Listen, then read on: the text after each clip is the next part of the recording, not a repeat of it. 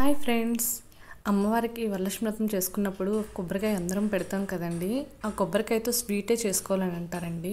Especially మన అమ్మవారిగా ప్రతిష్ఠించిన కొబ్బరికాయని, ఓకేనా.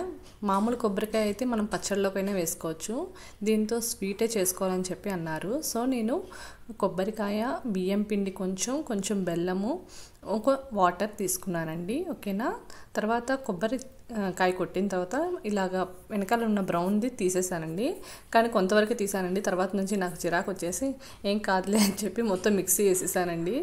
ఆ పాలు అవి వస్తాయి కదండి, మిక్సీ వేసిన తర్వాత కొబ్బరి పాలు అవి నేను విడిగా వడకట్టుకున్నాను అండి. యాక్చువల్లీ ఫస్ట్ వడపెట్టేది పెట్టుకున్నాను, అది సెట్ అవ్వలేదు, కారిపోతూ ఉందని చెప్పి నేను ఒక వైట్ క్లాతే తీసుకొని తర్వాత దాంతోనే ఇచ్చేసుకున్నానండి.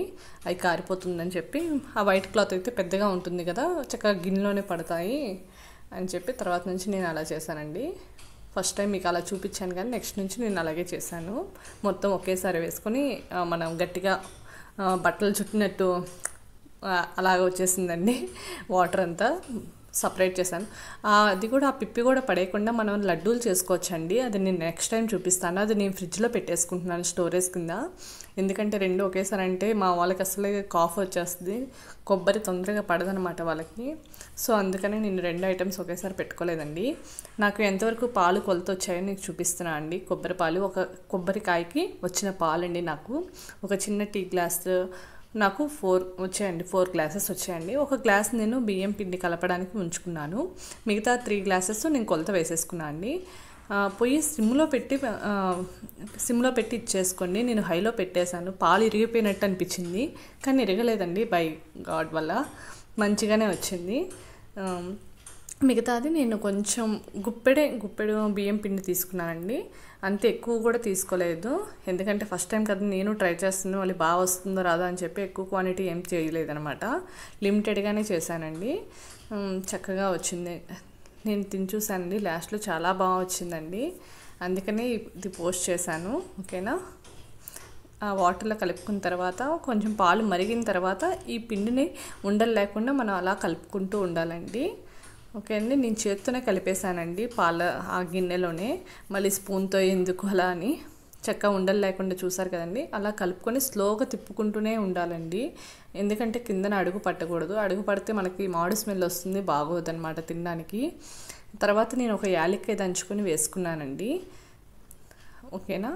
అది ఎలా చిక్కబడుతూ ఉందండి స్లోగా. ఈలోపు మనకి దగ్గర అవుతున్నప్పుడు తెలిసిద్దండి, అప్పుడు బెల్లం యాడ్ చేసుకోవాలి. బెల్లం ఎక్కువ యాడ్ చేసుకోవద్దండి, ఎందుకంటే కొబ్బరిలో ఆల్రెడీ స్వీట్ ఉంటుంది, మళ్ళీ బెల్లం కూడా ఎక్కువ యాడ్ చేసుకుంటే ఓవర్ స్వీట్ అయిపోతుంది మనకి, ఓకేనా. నేను కొంచెం వేసుకున్నానండి, ఎక్కువ వేసుకోలేదు. బెల్లము పర్ఫెక్ట్గా కుదిరిందండి ఈ మెజర్మెంట్స్, ఓకేనా. ఎవరైనా ఇలా ట్రై చేయండి ఒకసారి. యాక్చువల్లీ నేను పాలతో జున్ను చేద్దాం అనుకున్నాను, కానీ నాకు ఎందుకు ఇది తినగానే చాలా బాగా అనిపించింది. ఇంకా అక్కడితోనే నేను స్టాప్ చేసేసాను అనమాట. ఇంకా ఫ్రిడ్జ్లో పెట్టడం అలా ఏం చేయలేదండి. ఇలాగే బాగుంది వేడివేడిగా అని చెప్పి మేము అలాగే తినేసాం అనమాట.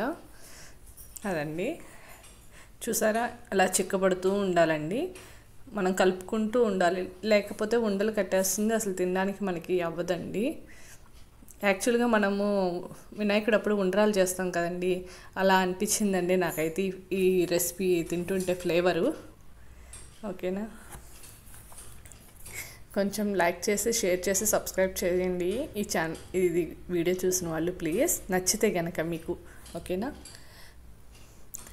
నాకు అంత వంటలు రావండి, నేను ఇప్పుడిప్పుడు నేర్చుకుంటూ నాకు పర్ఫెక్ట్గా వస్తేనే నేను యూట్యూబ్లో పెడుతున్నాను, లేదంటే నాకు రాకపోతే నేను అసలు అవి తీయట్లేదు అనమాట. నా వంటల వీడియోలు చూస్తే మీకు చాలా రేర్గా కనిపిస్తాయి, నియర్లీ ఒక 20-30 ఉంటాయి ఏమో నాయి అంతే వంటల వీడియోస్, ఓకేనా.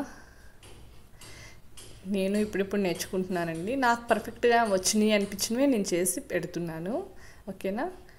Okay, bye, thank you.